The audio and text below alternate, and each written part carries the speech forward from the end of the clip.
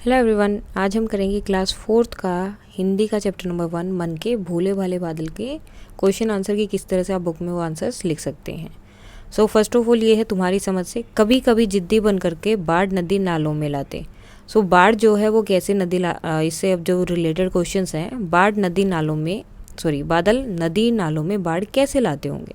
सो कैसे लाते होंगे, जब बादलों से बहुत अधिक बारिश होती होगी तब नदी नालों में बहुत पानी भर जाने से उनमें बाढ़ आ जाती होगी। इस तरह बादल नदी नालों में बाढ़ लाते होंगे। नहीं किसी की सुनते कुछ भी, ढोलक ढोल बजाते बादल। यहाँ पे ढोल ल और का आएगा। बादल ढोल कैसे बजाते होंगे, बादलों के आपस में टकराने से तेज आवाज़ होती होगी और इस तरह बार बार टकरा कर वे बार बार गरजते होंगे और उसे सुनकर ऐसा लगता है कि वे ढोल बजा रहे हैं। उसके बाद कुछ तो लगते तूफानी, कुछ रह रहे करते शैतानी। तो बादल क्या क्या शैतानियाँ करते होंगे, तो आंसर में आप लिख सकते हैं कि बादल कभी तेज आंधी, कभी बारिश करते होंगे, कभी एकदम से रुक जाते होंगे, कभी आपस में टकराकर चमकते और गरजते होंगे, कभी नदी नालों में बाढ़ लाते होंगे। सो इस प्रकार बादल तरह तरह की शैतानियाँ करते होंगे। उसके बाद कौन और मतलब कैसा है और कौन है, जैसे सूरज सी चमकीली क्या थाली। इसी तरह चांद सा या चांद सी गोरी या गोरा मुखड़ा। यहाँ पर आप गोरा भी लिख सकते, चांद सा गोरा मुखड़ा, गोरा। उसके बाद है हाथी सा भारी भरकम आदमी, जोकर सा या जोकर सी मोटी नाक, परियों सा सुंदर पंख, गुब्बारे सा क्या है फूला हुआ और क्या पेट, ढोलक सा क्या है बजता है क्या चीज़ डिब्बा। आगे है तूफान क्या होता है, बादलों को तूफानी क्यों कहा गया है। अब बारिश के साथ तेज चलने वाली आंधी को तूफान कहते हैं। जब बारिश भी आती है और साथ में बहुत ज़ोर से आंधी चल रही होती है तो उसे हम बोलते हैं तूफान। अब बादल ही तेज आंधी और बारिश लाते हैं, इसीलिए इन्हें तूफानी बादल कहा गया। साल के किन महीनों में सबसे ज़्यादा बारिश होती है, सो जून और जुलाई में। कविता में काले बादलों की बात की गई है, क्या बादल सचमुच काले होते हैं। अब देखो, कुछ बादल काले दिखाई देते हैं, कुछ भूरे और कुछ सफ़ेद, लेकिन बादल सचमुच काले नहीं होते हैं। वे तो पानी की भाप से बनी बूंदों से बने हुए होते हैं। अब ये क्लास के लिए एक एक्टिविटी है और बताना है कि बादल किन किन रंगों के होते हैं। तो बादल काले, भूरे और सफ़ेद रंगों के होते हैं। सुबह और शाम को वे लाल रंग के भी दिखाई देते हैं।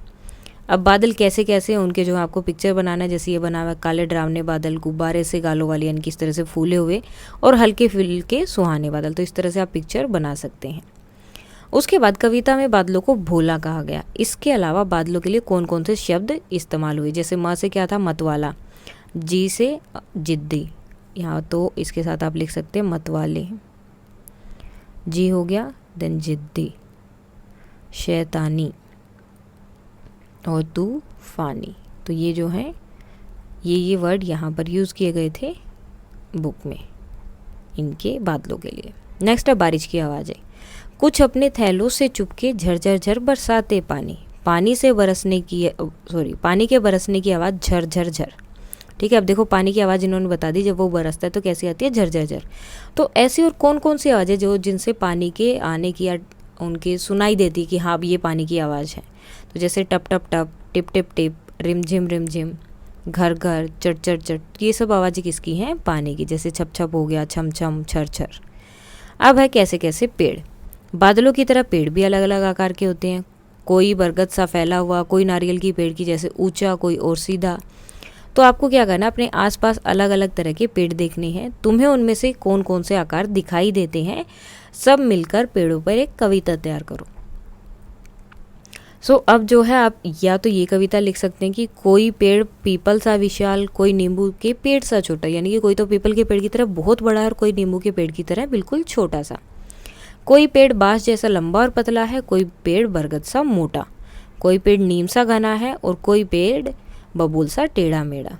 तो इस तरह से आप कोई भी, जैसे ये कविता है आप ये भी लिख सकती हैं, या फिर आप अपनी तरफ से भी कोई भी कविता इसमें तैयार करके अपने फ्रेंड्स के साथ मिलकर लिख सकते हैं।